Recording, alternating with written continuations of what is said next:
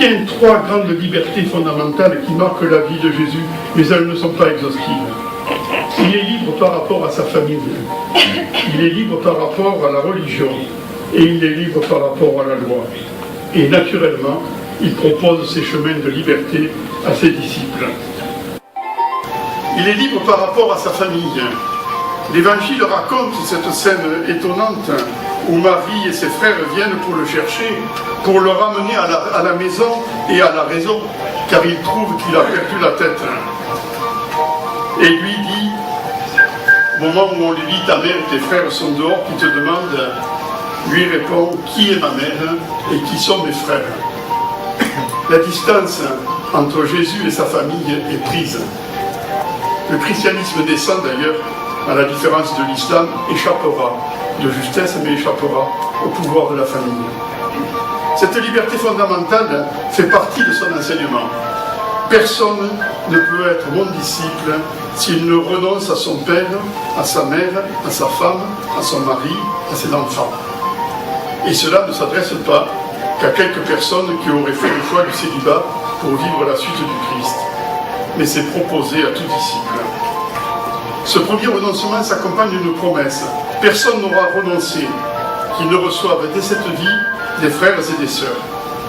Ainsi, cette première liberté ouvre des relations nouvelles avec la famille et elle est porteuse aussi de promesses, la promesse d'une fraternité étendue. Les Écritures montrent Jésus en train de vivre de cette fraternité avec ceux qu'il rencontre au hasard de ses allées et venues. Dans une société assez réservée, il montre une grande liberté avec les femmes, qui surprend ses interlocuteurs. Il parle avec la Samaritaine, femme à la vie mouvementée, dans ce lieu tellement connoté qui est le puits, lieu de prédilection où les hommes et les femmes peuvent se rencontrer. Dans un geste de grande sensualité, il se laisse laver les pieds par Marie de Béthanie. Un groupe de femmes l'accompagne. Jésus instaure ainsi un nouvel ordre de relations entre hommes et femmes, avec les enfants, et plus largement avec tous les êtres humains, dans une fraternité, une sororité universelle qui a son fondement dans la révélation de la filiation divine de tout être humain. Le chemin, je le crains, sera encore long avant que cette nouveauté de relation advienne dans la société et dans l'Église. Jésus est libre par rapport à la religion.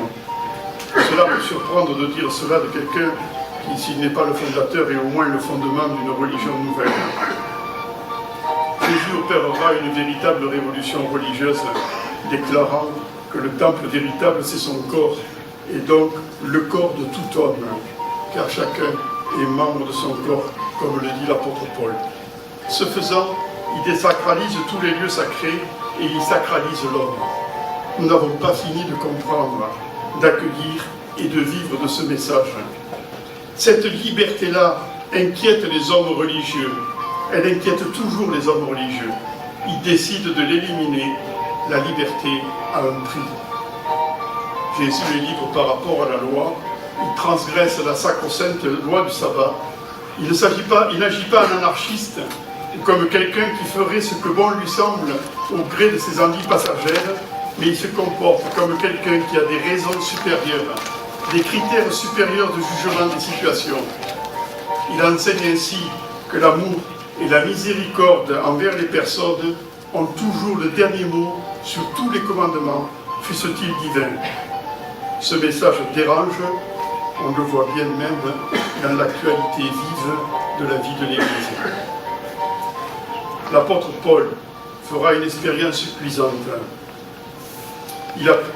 Il a persécuté les chrétiens en observant la loi divine et même pour observer la loi divine. Il en tirera les conséquences. La loi ne conduit pas nécessairement à la vie. Elle peut conduire à la mort. Certes, il ne rejette pas la loi. Je le cite, elle est nécessaire et juste et bonne, dit-il. Il la qualifiera encore de pédagogue, mais elle doit toujours être interrogée. Je ne connais pas de critique plus intéressante et plus incisive de la loi, pas même chez Nietzsche. Une affirmation vient à la fois clore et résumer le tout.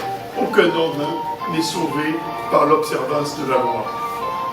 Le Christ nous a libérés, dit-il, même de la loi, non pas en la supprimant, pas même une cédille, mais en nous donnant une autre manière de la vivre.